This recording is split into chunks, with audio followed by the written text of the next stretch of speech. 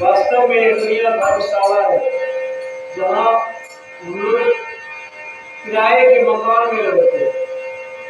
यहाँ रोज हम लोग किराया देते हैं, चाहे भक्ति से, भजन से, चोरी से, करे की जिस तरीके से हो आपको किराया देना पड़ेगा। जैसा कर्म करेंगे वैसा आपको फल भोगना होगा। इसीलिए अंतर बतलाया है संसार क्या है सपना